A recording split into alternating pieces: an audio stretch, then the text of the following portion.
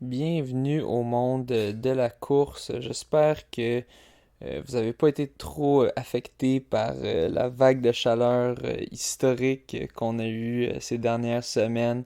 Personnellement, je dirais que mon entraînement n'a pas trop été affecté par ça. C'est sûr que les temps sont plus lents. J'ai fait un time trial il y a quelques jours. Évidemment que je faisais pas près des allures que je ferais normalement dans une course, mais je m'y attendais, étant donné qu'il faisait quelque chose autour de 30 là, ou 25, mais avec beaucoup d'humidité, puis c'était assez dégueulasse, plein de sueur, puis je surchauffais. Mais bon, il faut juste ajuster les temps en conséquence, que ce soit en entraînement ou juste pendant les easy jogs, là, c'est normal d'aller 15 secondes du kilomètre plus lent ou 30 secondes même. Même que un moment donné, je me souviens quand j'ai fait une journée double, un moment donné, j'ai commencé à courir, puis il faisait chaud, puis un moment donné, je sentais que je forçais vraiment. J'ai arrêté un petit peu pour marcher pendant 1 ou 2 minutes, puis après ça, je suis reparti. Puis ça m'a fait du bien. Donc, soyez indulgents envers vous. Écoutez bien votre corps quand vous entraînez dans la grande chaleur. C'est sûr, là, maintenant, on a un petit répit qui fait beaucoup de bien. On est beaucoup mieux maintenant, mais il devrait y en avoir d'autres cet été. Donc, simplement, mes conseils à moi, écoutez votre corps. Si vous êtes capable de sortir dans la chaleur sans avoir des étourdissements, euh, il y a des bénéfices à l'entraînement dans la chaleur. Je sais par exemple Mélanie Mirand, ma coéquipière qui est allée au championnat du monde de marathon à Doha. Elle, en préparation pour Doha, elle faisait vraiment beaucoup de hot yoga puis d'entraînement en chaleur, en pleine chaleur. Elle s'arrangeait pour aller un des pires moments de la journée, s'entraîner en préparation au championnat du monde qui aurait lieu au Qatar, dans un pays où ce qui fait ultra chaud, même qu'on a eu des... C'était historiquement, je pense, un des marathons les plus chauds de l'histoire. Ils ont dû le faire à minuit pour que ce soit le moins pire pour les athlètes. Et malgré ça, c'était vraiment une hécatombe. Il y avait plein d'athlètes qui drop out de la course, qui étaient incapables de finir parce qu'il faisait tellement chaud. Je pense que c'était autour de 40 avec l'humidité. 40-45, c'était vraiment dégueulasse en Celsius, évidemment. Donc, il y a des bénéfices de un à s'entraîner dans la chaleur pour une course dans la chaleur, des bénéfices très directs, mais même si vous allez faire votre course en octobre, vous préparez pour un marathon en octobre par exemple, puis qui va faire frais le matin de la course probablement, il y a encore des bénéfices là. Il y a des études qui ont été faites là-dessus et qui montrent vraiment de pousser le corps à son extrême. En tout cas, dans ce cas-ci, ça semble vraiment aider. Donc, si vous êtes capable de courir dans la chaleur, puis que vous voyez pas d'étoiles, que vous n'êtes pas à risque, que vous avez des symptômes avant-coureurs de voir des petites étoiles ou des fois de commencer à être sur le bord de s'évanouir. Évidemment, si c'est votre situation, poussez pas, commencez à marcher avant ça ou simplement sortez à des heures qui ont plus d'allure. Mais si c'est pas votre cas, je vous conseille d'essayer puis de, de forcer, de suer beaucoup. C'est pénible. Apportez-vous un peu d'eau s'il faut. Mais si vous pouvez, je vous conseille fortement de l'essayer parce que ça définitivement, en tout cas, c'est pas encore ultra clair, mais il y a beaucoup d'études qui sont en train de sortir qui semblent indiquer que ça peut être aussi bon ou même meilleur que l'entraînement en altitude. Puis ça, l'entraînement en altitude, il y a des gens qui payent une fortune pour s'en aller en altitude pour aller rechercher l'effet de la déprivation d'oxygène qui donne une amélioration à la performance. Il y a des gens qui vont payer pour des tentes de déprivation d'oxygène pour simuler ça. Donc, ils dorment là-dedans, dans une petite tente qu'ils mettent dans leur maison la nuit pour avoir moins d'oxygène. simuler ça, tandis que s'entraîner en chaleur, ben c'est gratuit. En ce moment, la chaleur vient directement à nous naturellement. Donc, n'ayez pas peur si vous êtes capable de la tolérer sans vous évanouir. Évidemment, c'est pas tout le monde. Puis ça varie encore une fois de c'est quoi le degré d'intensité. Mais bref, ne vous en faites pas si vos temps sont pas proches de ce que c'est. C'est tout à fait normal et ça sera bénéfique le jour de la course d'avoir souffert dans cette chaleur. Personnellement, par contre, à la maison, c'était pénible. J'ai pas d'air climatisé, donc on avait les ventilateurs au max. Ben, pas au max, parce que si tu le mets au max, ça chauffe encore plus, mais tout le temps, les ventilateurs, on les transportait d'une pièce à l'autre pour tout le temps être dans le jet et pas suer à outrance. Euh, Tout d'abord, je vais revenir sur l'espèce de concours que j'avais dit pour décider à qui je donnerais le cachet de mon Patreon. Donc là, tout l'argent que j'avais ramassé jusqu'à ce jour, j'ai dit que je vais le donner à un organisme en lien avec Black Lives Matter pour aider les Noirs, aider à l'égalité raciale. Euh, Dans le fond, ce que j'ai réalisé tout d'abord, c'est que je pouvais pas faire de concours sur Facebook avec plus que deux options de vote. Donc, là, j'ai dû abandonner cette idée. Là, j'aurais pu faire juste une petite publication, puis que je dis, dans le fond, c'est la loi de la jungle, commenter à qui vous voulez que je le donne, quel organisme vous voulez que je le donne, puis je vais voir le nom qui sort le plus souvent. Mais tout juste aujourd'hui, je suis tombé sur un organisme qui est Black Lives Matter Canada, qui, eux, œuvrent pour réduire les effectifs policiers, essayer de transférer l'argent euh, pour des services sociaux, pour pas en premier lieu que la police soit appelée pour des cas euh, plein de les 99% des cas auxquels les policiers sont appelés qui pourraient être prévenus par la présence de d'autres ressources. Et aussi pour offrir des ressources légales pour les personnes noires ou les personnes qui se font arrêter dans des protestes, des manifestations de Black Lives Matter. Donc, j'ai simplement décidé que je vais donner à cet organisme-là, vu que c'est exactement ça que je recherchais. Je voulais quelque chose de relié à ça, et j'ai trouvé le chapitre canadien de Black Lives Matter. Demain, je vais pouvoir leur faire un virement Interact, puis il n'y aura pas de cote qui sera pris, parce que si tu fais un don avec une carte de crédit, la compagnie se prend une cote. Donc de même, l'argent va aller directement à eux. Comme j'avais dit, c'est autour. Je vais pas sortir directement cet argent-là. Je vais simplement donner personnellement l'équivalent de ce qui est là, vu que j'ai des frais à chaque fois que je sors de l'argent. Donc, je vais juste simplement faire la conversion à la date du 1er juillet, une fois que les dons des Patreons de juillet sont aussi rentrés. Et le montant que je vois qui est dans ma banque Patreon, je vais le convertir de USD à canadien et je ferai le don à Black Lives Matter Canada. Donc, c'est cela pour ce dossier-là. Donc, soyez pas surpris si vous ne voyez pas de publication Facebook qui dit votez pour ci, votez pour ça. Finalement, j'ai juste décidé que je vais donner à eux. Vous pouvez envoyer vos plaintes à moi si vous êtes pas satisfait. De toute façon, j'ai pas eu de nouvelles inscriptions depuis que j'avais fait l'annonce. Donc, puis je pense que tout le monde va être un peu d'accord que c'est un organisme en lien avec les nouvelles dont je parlais ces jours-ci. Et en lien avec ça, là, après ça, je vais pas trop diverger de nouvelles de la course, je vous le promets. Mais c'est une affaire qui m'a vraiment frustré. J'ai vu ça à date deux fois sur Facebook. Deux personnes dans mon Facebook qui ont partagé ça. C'est une fausse nouvelle qui dit qu'il y a des gens qui essaient de mettre des statues de Rocky à terre.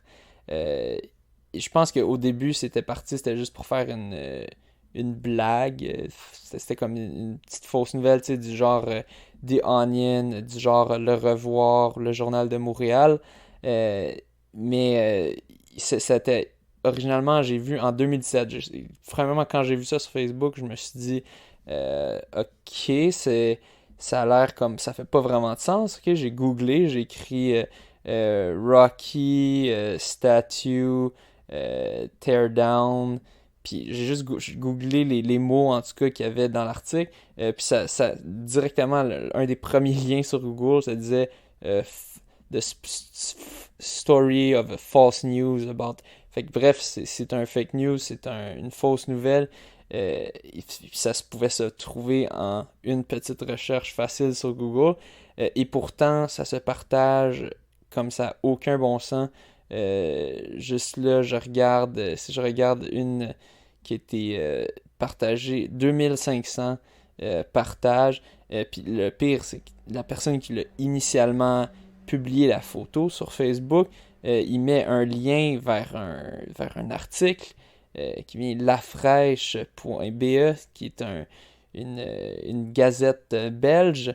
Puis là, je vous niaise même pas. Ça dit en haut, à côté du nom, La Fraîche Gazette, la revue d'information qui ne cite pas ses sources. Fait que clairement, c'est une page parodique qui publie des fausses nouvelles pour faire rire. Mais le monde partage ça. Le monde fait juste lire le titre de cette affaire-là, partage ça. Puis je sais que ça peut paraître inoffensif, mais là, après ça, t'as du monde qui vont vraiment se fâcher. Si je regardais une publication, je pense, d'un de mes amis Facebook euh, qui avait partagé ça, je vois, il y a comme il y avait au moins 4 bonhommes fâchés, réactions de bonhommes fâchés. Fait que ça, c'est du monde, clairement, qui réalise pas que c'est une blague. Puis parmi les likes puis les cœurs qui venaient avec ça, je sais pas combien de personnes réalisent que c'est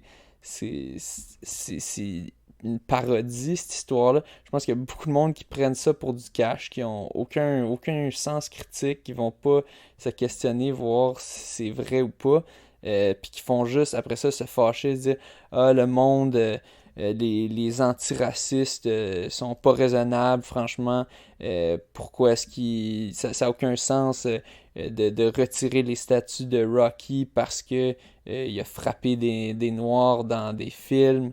Euh, et donc, ça vient discréditer un peu le mouvement de faire tomber des statues des confédérés, par exemple. Aux États-Unis, c'est ça qui se passe, puis dans d'autres pays aussi, ils fait tomber des statues de personnes qui avaient des esclaves ou qui ont participé d'une manière ou d'une autre à la traite des esclaves. Je pense que c'est valide de retirer ces statuts-là. Euh, ça fait perdre la validité de ce mouvement-là quand on partage des nouvelles du genre qui font absolument aucun sens. Euh, donc, bref, si vous voyez ça, moi personnellement, à chaque fois que j'ai vu ça, j'ai commenté, j'ai juste mis un lien vers l'article qui dit que c'est une fausse nouvelle. Puis j'ai dit c'est une fausse nouvelle qui date de 2017. Si vous voyez ça, s'il vous plaît, écrivez la même affaire, corrigez les gens, ou si vous voyez d'autres types de fausses nouvelles, parce que c'est juste tellement frustrant. Puis c'est triste que Facebook fasse pas grand-chose là-dessus. À chaque fois, j'ai signalé que c'était une fausse nouvelle à Facebook et j'ai jamais vu même pas de petits trucs qui affichaient à côté que cette nouvelle ne vient pas d'une source sûre ou quoi.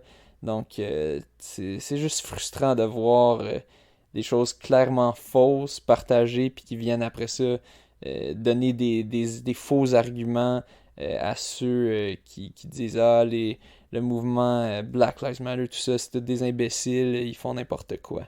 Donc, s'il vous plaît, si vous voyez ça, agissez, corrigez les personnes.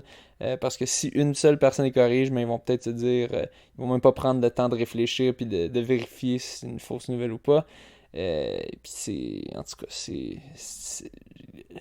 ça me frustre moi de voir des faussetés de même dans mon fil d'actualité. Je peux pas m'empêcher de faire de quoi. Je sais que il y a plein des imbéciles sur Facebook puis qu'on peut pas tant les changer, mais des fois quand c'est clair, clair, clair, puis il y a plusieurs personnes qui les corrigent, des fois on peut les changer. Euh, Maintenant, pour revenir à la course, là, je promets, on reste dans la course pour le reste du podcast. Tout d'abord, hier soir, j'avais le moral pas mal à terre. J'étais pas mal triste parce que je suis enseignant, pour ceux qui ne savent pas, enseignant d'éducation physique. Et on avait la séance d'affectation qui avait lieu le lundi de cette semaine. Et donc le mardi, on savait les résultats pour voir si on avait eu ou pas les contrats. Puis ça fonctionne par système de priorité en fonction de la liste d'ancienneté. Donc plus t'es ancien dans le système, plus t'es en haut dans la liste, donc plus t'as de chance d'avoir ton choix choisi. Et moi, j'espérais vraiment pouvoir retourner à l'école où j'ai travaillé cette année. C'est une super école. J'adorais le personnel, puis les enfants. J'espérais vraiment, je croisais mes doigts pour l'avoir. Puis c'est sûr, si on retourne 10 ans dans le passé, je pourrais jamais même pas espérer ça. Parce que c'est sûr qu'avec seulement une année dans le système, j'aurais aucune chance de dénicher un bon contrat. Ce contrat-ci, c'est quand même un bon contrat, c'est 1 an à l'école. Mais ces jours-ci, on peut rêver à ça parce qu'il y a tellement, il manque tellement d'enseignants qu'il y a de la place. Donc j'espérais vraiment, je croisais les doigts, je voulais vraiment. Puis finalement, je l'ai pas eu. Puis ce qui était un peu crève-cœur, c'est que j'étais tellement proche. C'était une personne qui était 2 places devant moi dans les profs d'éducation physique qui l'a eu. Euh, donc c'était très crève-cœur étant donné que en tout cas, j'appréciais beaucoup le monde là-bas. Fait que ça a été tout un coup. Puis j'avais vraiment le moral à terre. Puis là, je suis allé courir. J'avais un entraînement à faire, puis ça m'a tellement aidé. Ça m'a fait réaliser à quel point la course, c'est thérapeutique. Ceux qui me suivent sur Strava verront que j'ai utilisé d'ailleurs ces mots-là dans mon petit recap de l'entraînement. C'est vraiment c'est ça, thérapeutique. Juste le fait de sortir, courir, faire quelque chose, aérer le cerveau, ça aide à euh, process ce qui se passe, ça aide à faire avancer les pensées, ouais, je sais pas c'est quoi exactement la bonne traduction de process, mais bref, de traverser les émotions un peu, puis d'arranger ça. Ça faisait longtemps que j'avais pas été déçu de même. Je suis quand même chanceux, là. C'est sûr, il y a ben des gens qui vont avoir ben des. Mais en général, tout le monde a toujours des choses qui nous attristent, mais ça, c'était la première fois depuis un bon bout que j'étais vraiment. Que je faisais face à une grosse déception. Slash tristesse. J'ai pas pleuré, peut-être que ça va venir, je sais pas, mais en tout cas, c'était tout un coup dur. Puis c'est là que ça m'a rappelé vraiment à quel point la course c'est important pour moi, à quel point je pense que ça peut aider les gens de traverser des épreuves. J'ai l'impression qu'il y a beaucoup de gens que ça les aide à traverser des coups durs.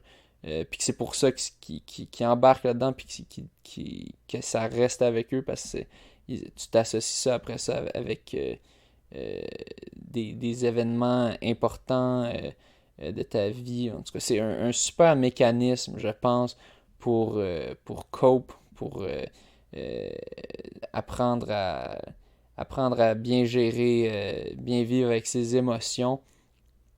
Beaucoup mieux que bien d'autres choses comme disons la boisson euh, ou d'autres.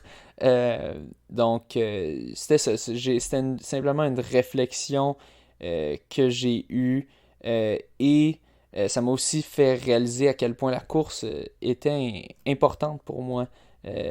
Ça m'a permis un peu de me recentrer. Je me suis dit, bon, j'ai pas eu ce poste-là à cette école. Euh, mais c'est correct, là, pour l'instant, je vais arrêter de penser à ça. Je vais penser à la course. Et on a justement des courses qui s'en viennent. Donc ça m'est un peu venu me remonter le moral aussi. On devrait avoir euh, des courses en septembre, peut-être même en août, euh, peut-être même en juillet, je pense pas, mais peut-être en août, qui devrait s'en venir. Mais tout d'abord, comment je vais faire un petit peu. J'ai Gabriel Robillard qui m'avait shooté un message qui me disait qu'est-ce que tu penserais si il y avait une course, un 5 km organisé avec tu sais, maximum 50 participants. C'est un peu peut-être une course un peu élite ou quoi. Puis qu'il faut que priorité au sub 23 minutes hommes, sub 21 non, sub 23 minutes femmes, sub 21 hommes, et que ça serait des départs individuels à chaque 10 secondes ou quelque chose du genre, puis que ça serait en fait un time trial. Mais je pense, j'avais répondu quand j'ai reçu ce message-là, que selon moi, ça pourrait même se faire par vague de 5 à 10 athlètes. Parce que personnellement, je trouve le format time trial, je trouve que c'est un peu. Ça enlève de la joie de la course, si on veut, du fun de compétitionner. À la fin, quand tu arrives dans le sprint final, tu essaies de tout donner pour essayer d'aller chercher la personne qui est juste devant toi. Vraiment, ça fait un combat. Et puis, de mettre ça en format time trial, tu perds un peu de ça. C'est sûr, à un moment donné, il y a des gens qui vont partir plus vite, d'autres plus lents, puis que ça va. Certaines personnes vont se dépasser et tout ça.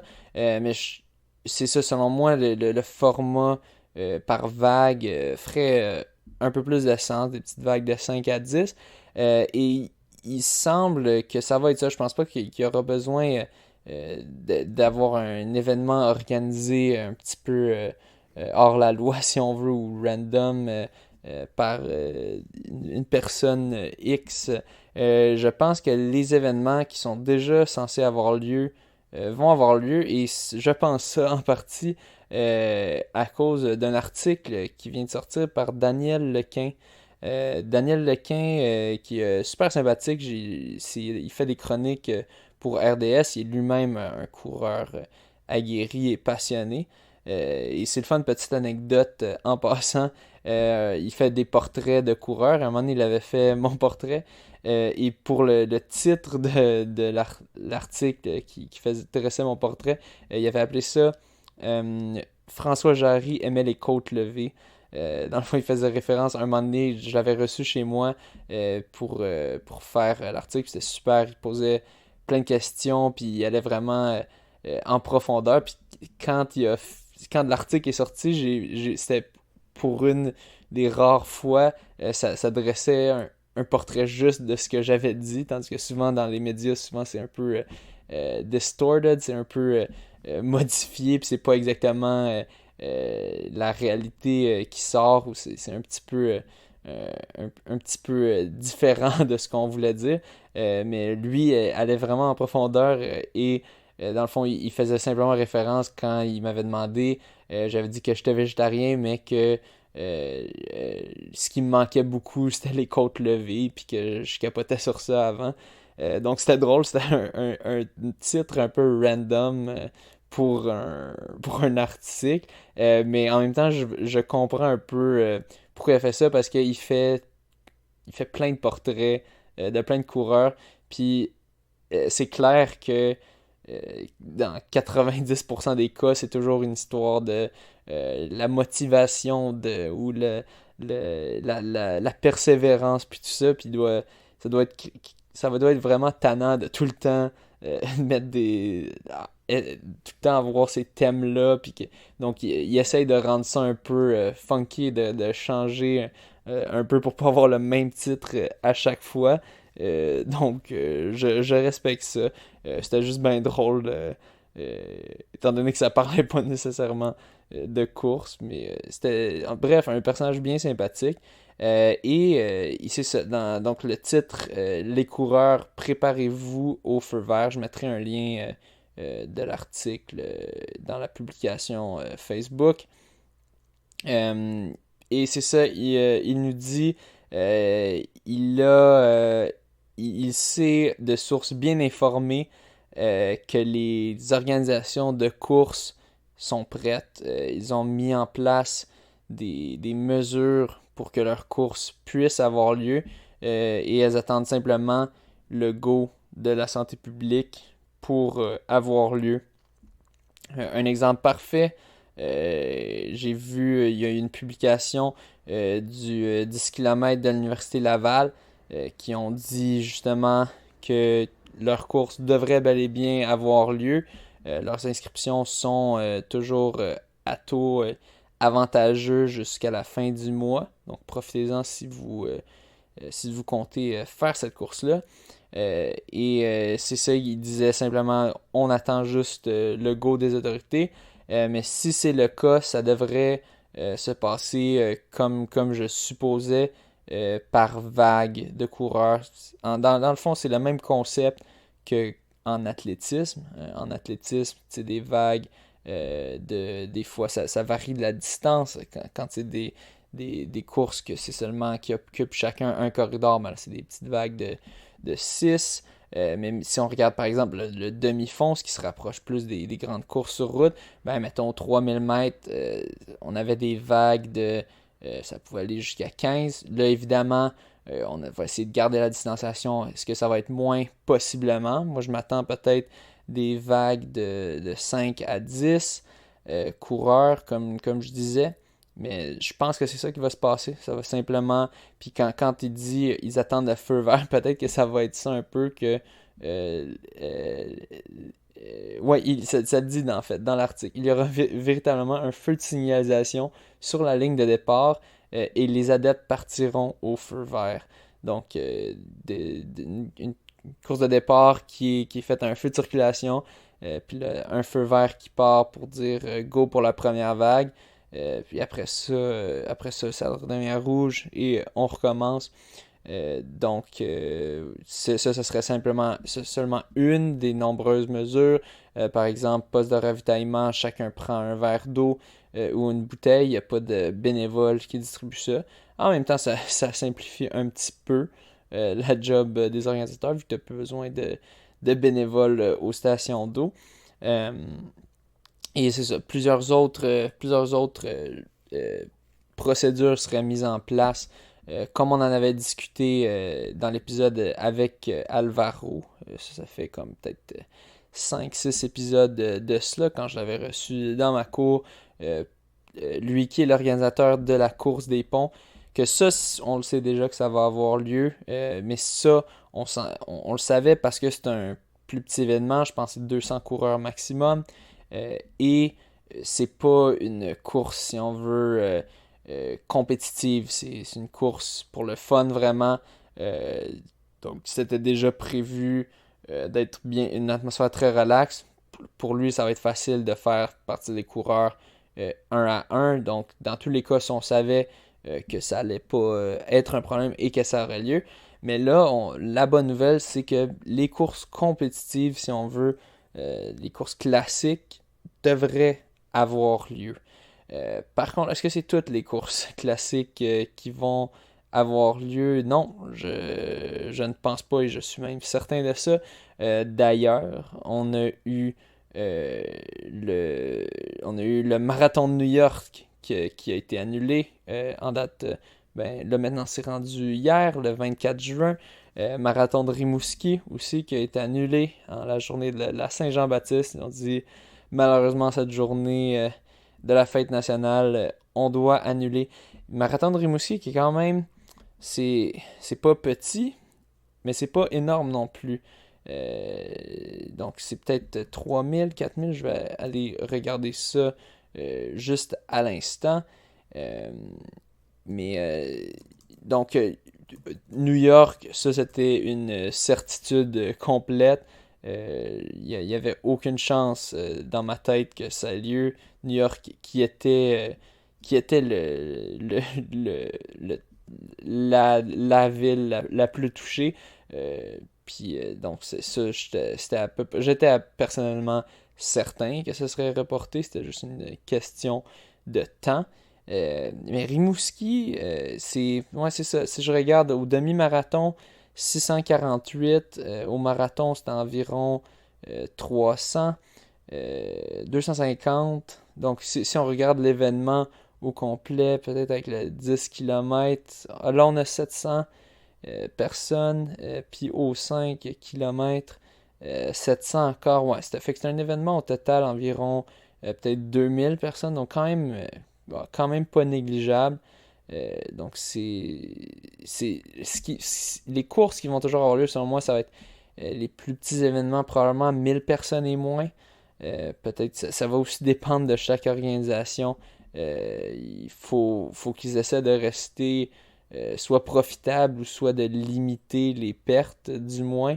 Puis c'est une question de voir est-ce que ça coûte moins cher de simplement annuler ou de le faire avoir lieu mais avec moins de personnes ou des mesures plus complexes, plus restrictives. Mais je pense que pour la majorité des organisations, c'est mieux d'organiser, du moins des organisations qui le peuvent, qui ne sont pas trop de participants.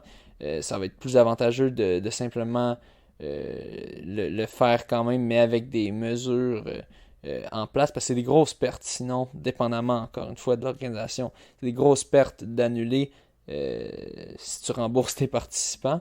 Euh, on avait par exemple Ottawa qui avait simplement décidé de ne pas rembourser les participants parce que ça leur coûterait trop cher. Ça, en tout cas, personnellement, je trouve que c'était. Il, L'organisateur s'est expliqué, il a dit sinon on pourrait plus avoir l'événement, on serait complètement bankrupt. Donc, en tout cas, c'est sûr, c'est pas facile pour lui. Mais est-ce que c'est la solution de simplement dire on vous rembourse pas, puis on vous donne un rabais pour l'inscription à l'année prochaine? Je pense pas, personnellement. Donc, je pense que ça va être à l'avantage de la plupart des courses de, de continuer, de garder l'événement s'ils peuvent, euh, mais de mettre des mesures. On a aussi le 21K Banque Scotia de Montréal qui a été annulé, ça date de la semaine passée, le 16 juin, ça a été annoncé. Ça aussi, j'étais pas surpris de ça. Il y avait déjà été, initialement c'était censé avoir lieu en avril, ça avait été reporté en septembre et là ils ont annoncé non, ça n'aura pas lieu. Le 23 septembre, on va simplement l'annuler. Et là, ça c'est organisé par le Canada Running Series. Et là, ils ont aujourd'hui, en fait hier, le 24 juin, annoncé que les inscriptions étaient gelées pour le marathon de Toronto et qu'ils attendaient de voir si ça pourrait avoir lieu ou pas selon les autorités, la ville de Toronto, selon les développements. Euh, Personnellement, je comprends pas trop parce que le 21K Banque Scotia de Montréal est plus petit que le Marathon de Toronto et de loin. Le Marathon de Toronto, c'est un gros événement. C'est autour de 20 000, 30 000 participants peut-être. C'est vraiment euh, large scale, c'est très gros. Je peux pas comprendre comment ils pourraient espérer pouvoir faire ça, mais en même temps, ils annulent le 21K Banque Scotia de Montréal. Les raisons pour que je pourrais voir, Toronto, c'est un peu plus tard, c'est en fin octobre. Mais ça, je pense pas que c'est une raison valide. Je pense pas que ça va faire une grosse différence entre fin septembre versus fin octobre pour le coronavirus. Ensuite, l'autre raison, ça peut être qu'il y a plus de cas à Montréal qu'à Toronto. Mais encore là, une fois, les cas à Montréal, c'est surtout en CHSLD. Euh, donc, c'est pas vraiment des gens des CHSLD qui vont aller faire le marathon, le 21K Banque Scotia de Montréal.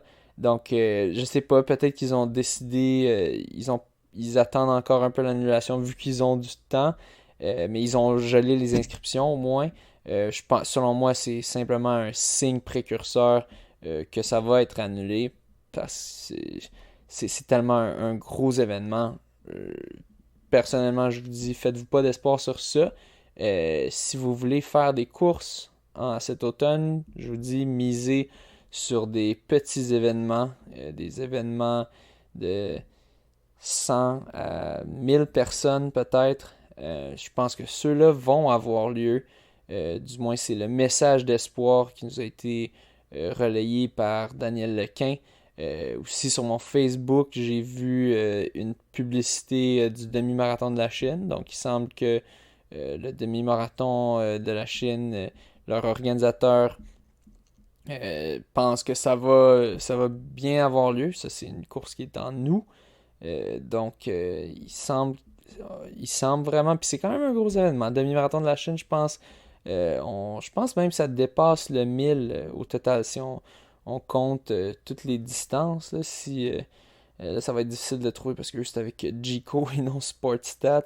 Mais juste aux 10 km, 5 km, je suis à peu près sûr que c'est 1000 ou 2000 participants. Donc peut-être que Rimouski, évidemment ça varie d'une organisation à l'autre. Chaque organisation a un goût du risque différent. Chaque organisation a des pertes différentes qui vont être engendrées selon l'annulation en fonction de s'ils ont déjà fait leur commande de médailles, de chandails, tout ça. Peut-être que la Chine, eux, toutes leurs commandes sont déjà faites, puis il faut que ça ait lieu versus Rimouski. Ils attendaient parce qu'ils avaient encore pas fait ces commandes et donc ils peuvent s'en sortir sans trop de pertes en annulant. Euh, mais donc, il semble que le demi-marathon de la Chine aura lieu. Euh, mais je vous dirais, faites attention avec ça. Mais je pense quand même qu'on va avoir des événements avec le système qui a été mentionné de départ par vague. Donc ça m'a redonné de l'espoir si on revient à l'histoire, à mon histoire de moi qui courait triste hier soir, ça m'a un peu redonné le sourire de savoir que je vais peut-être pouvoir retourner sur une, une piste, sur un fil de départ, puis traverser le fil d'arrivée, content, fier de voir mon résultat à mon plein potentiel quand il y a de l'adrénaline du moment. Ça me manque tellement. Je pense que je suis pas le seul. Je pense qu'il y a beaucoup de monde, beaucoup de gens que ça leur manque énormément. C'est une drogue qui nous manque beaucoup. J'ai vraiment hâte de revoir ça. Parce qu'en ce moment, je suis en manque de ça un peu. Mais bon, là au moins l'espoir est rallumé. On devrait en avoir en août-septembre. Mais fiez-vous pas sur les gros événements. Moi, je vous dis, les Toronto, j'ai très, très, très, très peu d'espoir là-dedans. Euh, Boston a été annulé, New York a été annulé, Toronto, c'est pas aussi gros que cela, mais c'est quand même très gros. Je suis à peu près sûr que ça va être annulé. Puis c'est la même organisation qui ont décidé d'annuler le 21K Banque Scotia de Montréal. Donc, s'ils annulent ça, je pense qu'ils vont annuler Toronto. Vous pouvez quand même vous inscrire, comme j'avais dit la semaine passée, à leur course virtuelle. Si je me trompe pas, c'est 35$ et vous pourrez recevoir votre médaille et chandail de participation par la poste ou sinon je pense qu'il faut aller le chercher à la boutique Endurance. Je suis pas certain à 100%, mais bref, c'est rare d'avoir des médailles ces temps-ci, c'est une denrée rare. Donc, profitez-en si vous voulez d'ici là. Moi, personnellement, je pense que je vais m'inscrire, faire un 5 km. Je pense pour mon jeu. J'ai hâte de faire un time trial de 5 km pour me tester. À date, j'ai pas encore fait ça. J'ai fait beaucoup de 10 km, puis j'ai fait des distances weird comme un 6.1 récemment, mais pas de 5. Donc, je pense que ça, c'est quand même une bonne distance à faire en time trial, en contre-la-montre. Parce que c'est quand même, En tout cas, pour moi, je vise autour de, si j'en fais un, je vais viser autour de 15-30. Fait que c'est pas trop de temps de souffrance, c'est comme tolérable, tandis qu'un 10 km, c'est long à souffrir. T'as besoin de distraction, t'as besoin de coureurs à côté de toi qui souffrent avec toi, je trouve. Tandis en tout cas, un 15 minutes, un peu plus endurable, si on veut. C'est pas trop long. Ouais, je me testerai sûrement sur 5 km à leur course virtuelle. Aussi, parlant de course virtuelle, je vais sûrement faire le 10 km. Dans le fond, les championnats canadiens de 10 km qui ont lieu dans le cadre du marathon d'Ottawa, donc le 10 km pendant le week-end du marathon d'Ottawa. Évidemment, ils n'ont pas lieu à cause de la pandémie, mais ils ont, dans le fond, transformé les championnats canadiens de 10 km en course virtuelle. Il y aura quand même des prix en argent. Il y a un 500$ quand même pour le premier. C'est moins que normalement. Évidemment parce qu'ils n'ont pas les revenus qui viennent avec toutes les inscriptions habituelles. Mais c'est quand même, en ces temps-ci, 500$ de bourse, c'est plus que la plupart des bourses qui sont de 0$ vu qu'il n'y en a pas. Je pense qu'il y a quand même beaucoup de top canadiens qui vont s'essayer. Dans le fond, les règlements, là, c'est quand même plus réglementé que les courses virtuelles pour tout le monde, étant donné qu'il y a de l'argent en jeu. Donc, ils vont demander qu'il y ait au moins 5 minutes qui soit filmé. Puis de deux, il va falloir qu'il y ait quelqu'un qui me suive à tout temps en vélo et qui ait un GPS aussi. Puis il va falloir, en dedans de 90 minutes de la performance, que ça soit envoyé à, l'organisation, les données GPX.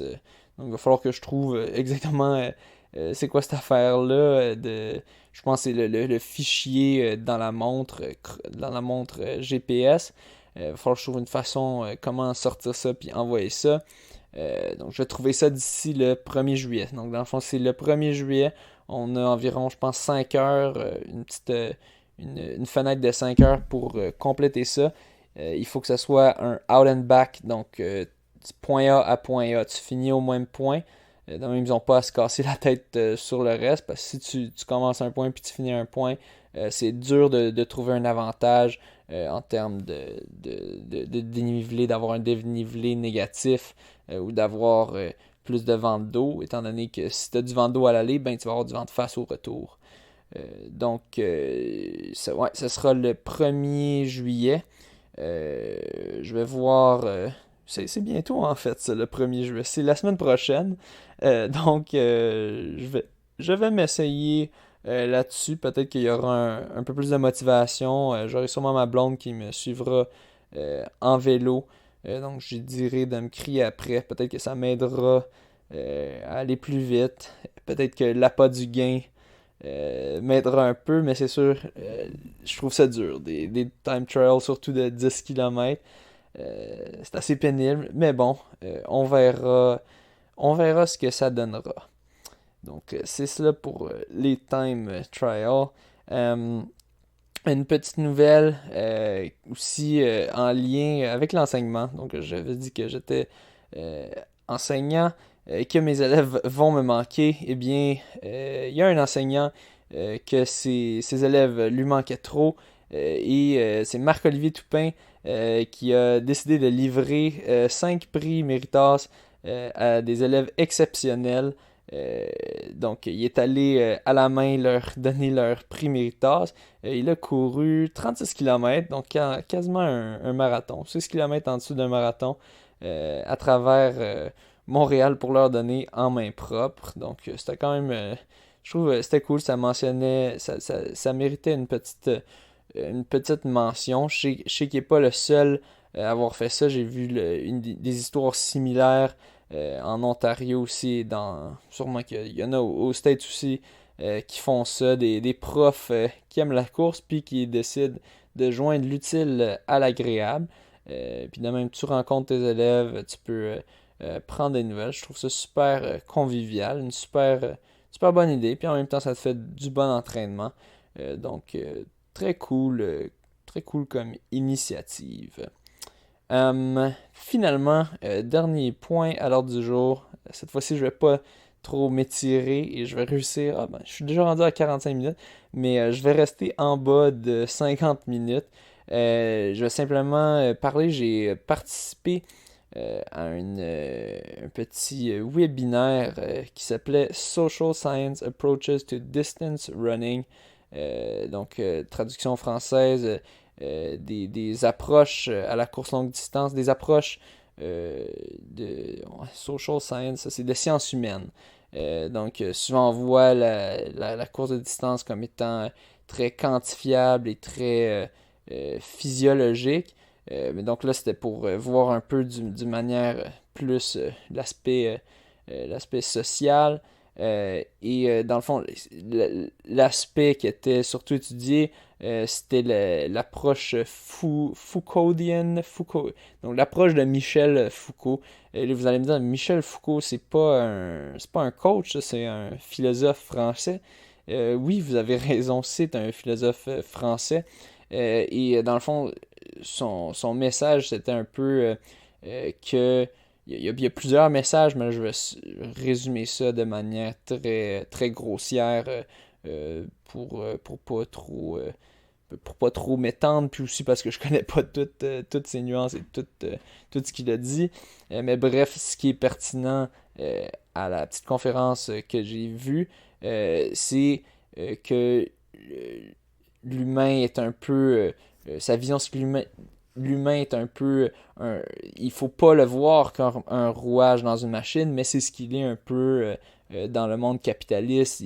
Ça le réduit, ça réduit l'homme à simplement être un petit rouage, et c'est ça qui fait que l'homme est malheureux dans la société. Donc lui, il avait une vision très anticapitaliste et très réformiste. Faut changer ça parce que sinon ça conditionne l'humain d'une manière qui n'est pas naturelle pour lui. L'humain a besoin de découvrir et de changer d'air un peu.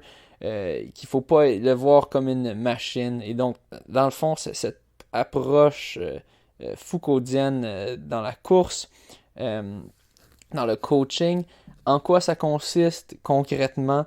C'est un peu de surprendre ces athlètes. Donc, de les changer, de les sortir de leur zone de confort. Comment faire ça?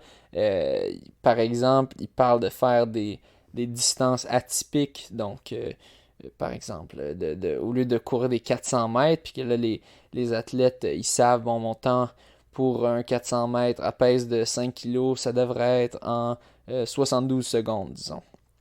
Mais là, à la place, c'est de faire des 433 mètres. Fait que là, les athlètes, ils savent pas vraiment c'est quoi qu'ils devraient faire. Donc, ils vont plus, un peu plus à l'effort, puis ils écoutent un peu plus leur corps, puis ils, ils sont pitchés dans euh,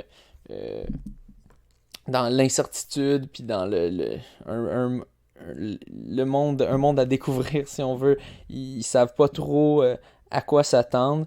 Euh, Dans le fond, ça te prépare un petit peu. C'est un peu te mettre dans le chaos. Et pour que tu t'habitues à ça. Et personnellement, je pense que c'est super important. Je pense qu'on connaît tous des athlètes que quand vient le jour de la course, euh, ils se chient dessus, ils capotent, ils ont beaucoup de misère à déstresser. Moi-même, je stresse beaucoup le jour de la course. Les 10 minutes avant le départ, là, c'est un gros stress. Mais quand vient le moment de la course, je pense que c'est normal d'avoir ce stress-là en passant. Faites-vous-en pas si vous avez ça. Mais quand vient le temps de la course, quand ça part, quand le gun part ou quand on entend le coup de départ, peu importe ce que c'est, euh, là, j'y vais vraiment avec simplement euh, bon, ça devient, c'est quasiment automatique, mais c'est vraiment, j'y vais à mon rythme, puis je focus, puis je rentre dans la course. Il y a des gens, par contre, que c'est beaucoup plus difficile pour eux. Il faut qu'ils se fient quand même à leur montre. Il faut qu'ils aillent à telle pace. C'est sûr, ça peut aider. Mettons que tu fais un marathon pour pas trop t'emporter. Mais, mettons que c'est un 5 km, selon moi, tu devrais à peu près jamais regarder ta montre dans un 5 km. C'est sûr, ça dépend encore une fois de la vitesse que tu le fais. Si tu le fais en 30 minutes, peut-être, quelquefois. Mais quelqu'un qui fait son 5 km selon moi, entre 13 et 22, 23, 24, peut-être même 25 minutes, devrait à peu près jamais regarder sa montre. Tu devrais, selon moi, il faut vraiment faire ça au feeling. C'est sûr, quand on débute, on peut un peu plus se fier à ça. Mais je pense que dans la course, c'est important d'être capable d'écouter son corps, puis de de pas se fier à 100% à sa montre, puis d'être capable de bien gérer le stress. Je pense à des courses là, surtout je pense un peu plus à l'athlétisme quand je pense à ça, mais un peu le chaos de la course, puis quand tu te dis, moi je devrais être à tel endroit dans la course, je devrais pas être en avant, ou je devrais pas être en arrière, ou je devrais pas être à tel endroit de la course. Mais je pense que c'est important des fois de juste aller avec le flow. Puis moi, c'est ça qui m'est arrivé quand j'étais au championnat canadien d'athlétisme extérieur qui est à Montréal cette année au 5000 mètres. La course est partie. Là, j'ai commencé un peu vite. Après ça, je me suis placé. Puis là, après 1 kilomètre, tous les coureurs, en fait, Mohamed Ahmed, qui était le favori, qui a gagné la course d'ailleurs, euh, s'est mis vraiment à ralentir la pace après 1 kilomètre parce qu'il voulait pas que ça aille trop vite, il voulait pas s'épuiser, puis il savait que lui, à la fin, dans les derniers 1 ou 2 kilomètres, il pourrait juste accélérer puis battre tout le monde. Puis alors pourquoi se forcer? Pourquoi lui-même accélérer la pace? Et tout le monde a ralenti. Puis moi, ben, j'ai juste simplement décidé, non, j'ai pas envie de ralentir. En ce moment-là, mon corps a pas envie de faire ça. Je me sens mieux de continuer à la vitesse à laquelle j'allais. J'ai passé devant.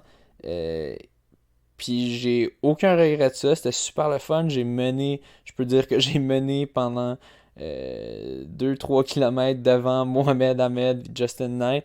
Puis c'est pas juste pour le brag que ça me donne que je suis content. C'est aussi le fait que j'ai couru une super bonne course malgré tout. J'étais près d'un record personnel. Je pense que j'ai fait autour de 14-16 cette course-là. Mon record est autour de 14-12, mais c'était fait dans des conditions plus optimales. Cette soirée-là, il faisait quand même chaud.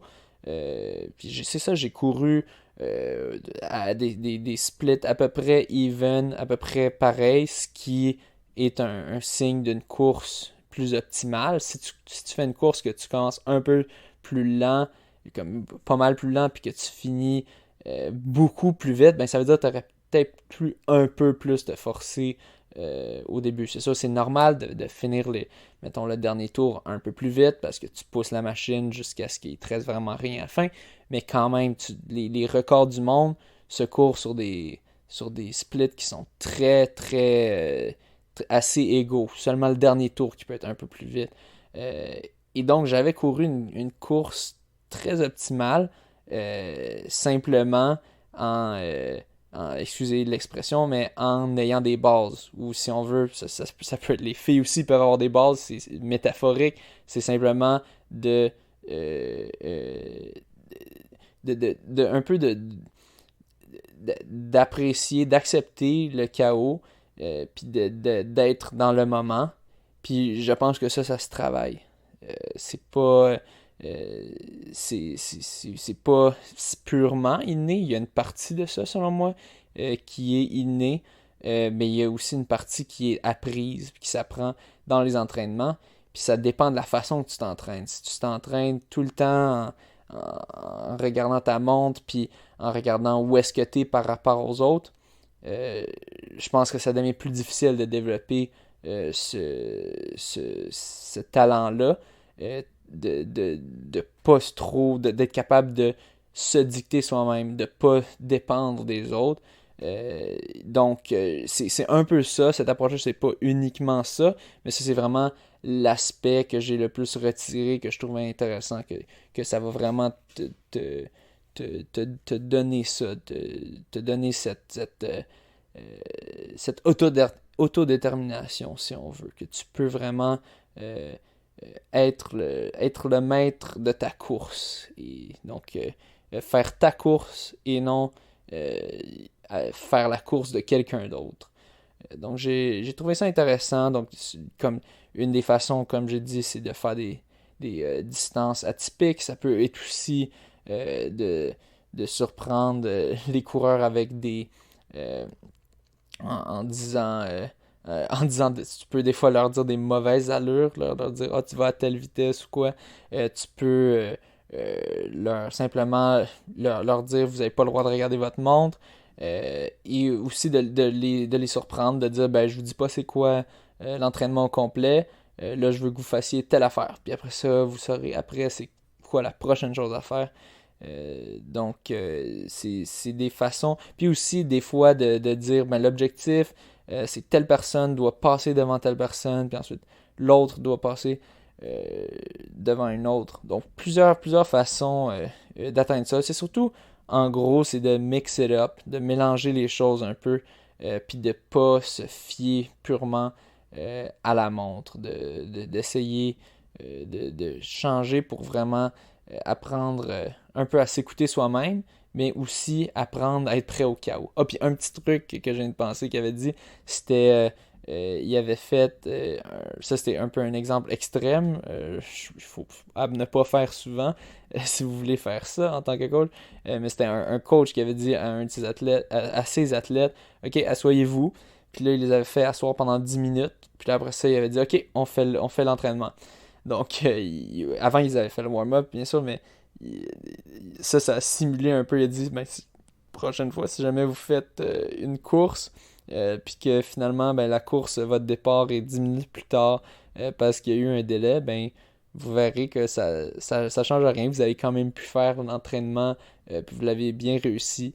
Donc, ça te permet vraiment de t'adapter à tous les imprévus, d'être prêt, d'être très flexible, qui selon moi est une qualité très importante pour être un ou une bonne coureuse. Euh, c'est ça, c'est de s'adapter à toutes les situations qui peuvent venir parce qu'on sait dans les courses sur route, il peut y avoir 1 million d'affaires, il peut y avoir de la pluie, il peut y avoir du vent, il peut y avoir... c'est très rare d'avoir les courses aux conditions parfaites.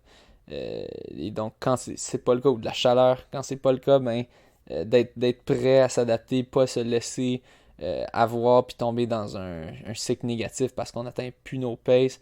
Puis simplement de ne pas regarder, puis de la montre, d'aller seulement à l'effort, puis d'essayer d'aller chercher la personne devant. Donc j'avais trouvé ça intéressant. C'était cette petite conférence qui était faite il y avait mon coach John LaFranco, il y avait Alex Hutchinson, qui est un journaliste du sport que j'aime beaucoup, qui fait beaucoup de vulgarisation d'articles scientifiques. J'ai oublié les noms des deux autres, malheureusement. Il y avait un Tim quelque chose. Ouais, malheureusement, leur nom m'échappe pour l'instant, mais c'était bien intéressant. Je vais voir si jamais c'est sur YouTube ou quoi. Je mettrai aussi un lien là-dessus. Mais donc, je pense que j'ai dépassé 50 minutes. Désolé. Ouais, j'ai finalement, finalement, je disais que j'allais faire en bas de 50 et ben voilà, la boîte n'arrête pas de parler. Mais je vais rester en bas d'1 heure cette fois-ci, promis. Merci d'être à l'écoute, chers auditeurs. S'il vous plaît, si vous voyez des publications fausses, dénoncez-les. Parce que les faussetés, c'est sur ça que le racisme est basé en bonne partie sur la peur de l'inconnu et simplement les fausses préconceptions. Comme je vous ai dit, le 1er juillet, je ferai le don et je montrerai une preuve avec un reçu ou quoi, ou de montrer que le virement Interac Black Lives Matter Canada a été fait et ça va être en fonction des dons total acquis jusqu'à ce jour, transférés en faisant la conversion de Américains à Canadiens. N'hésitez pas, si vous aimez le podcast, à donner des bons reviews sur toutes les plateformes. N'hésitez pas à m'envoyer des messages si vous avez des idées de sujets que je devrais discuter. Moi, ça me fait toujours plaisir, ça m'aide à m'inspirer. J'ai pas besoin de faire les recherches sur de quoi parler. Si vous me dites de quoi parler, puis si vous aimez des sujets, ben n'hésitez pas à me le dire. Moi, ça me fait toujours plaisir, puis ça me motive à continuer.